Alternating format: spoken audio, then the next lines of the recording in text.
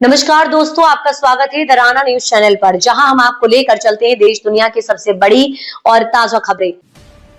क्या आप जानते हैं दुबई भारत का हिस्सा बनते बनते कैसे रह गया? एक छुपा हुआ फैसला जिसने बदल दिया इतिहास का नक्शा। आज हम खोलेंगे उस राज की तह तक जो शायद ही किसी ने आपको बताया हो। नमस्कार दोस्तों, आपका स्वागत है हमारे चैनल पर। आज हम आपको एक ऐसी दिलचस्प और रोमांचक कहानी बताने जा रहे हैं जो इतिहास की किताबों से कहीं छुपी हुई है। क्या आप जानते हैं दुबई कभी भारत का हिस्सा बनने वाला था? हाँ, आपने सही सुना।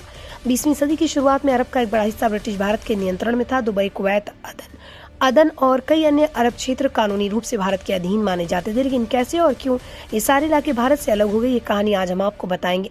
उस समय ब्रिटिश साम्राज्य के हाथ में अरब का 1/3 हिस्सा था और दिल्ली से ही उनका प्रशासन चलता था।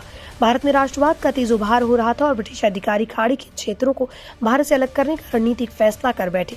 1 अप्रैल 1937 को अदन को भारत से अलग कर दिया गया और इसके बाद धीरे धीरे दुबई, कुवैत समेत अन्य क्षेत्रों को भी भारत से अलग कर ब्रिटिश औपनिवेशिक नियंत्रण में रखा गया। ये फैसला इतना चुपचाप लिया गया कि भारत के लोग और नेताओं को इसकी भनक तक नहीं लगी। ब्रिटिश अधिकारियों ने इसे एक अलग जोन बनाने का फैसला किया ताकि समुद्री रास्तों, तेल संसाधनों और व्यापार पर वो सीधे नियंत्रण रख सके। उनका मानना था अगर ये क्षेत्र भारत के नियंत्रण में आ गए तो भारत और ताकतवर बन जाएगा। इसके अलावा भाषा, संस्कृति और राजनीतिक मतभेद भी इस फैसले के पीछे एक वजह माने जाते हैं। ये इतिहास का एक ऐसा पहलू है जो शायद ही हमारे स्कूल में पढ़ाया गया हो या हम तक पहुंचा हो, लेकिन ये सच है। दुबई और अन्य खाड़ी राज्य भारत के हिस्से बनते बनते रह गए और ब्रिटिश साम्राज्य के अधीन रहकर आज की संयुक्त अरब अमीरात बने।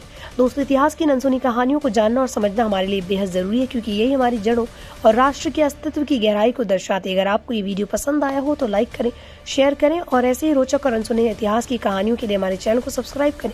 बेल आइकन दबाएं ताकि हर नई जानकारी सबसे पहले आपके पास पहुंचे। धन्यवाद।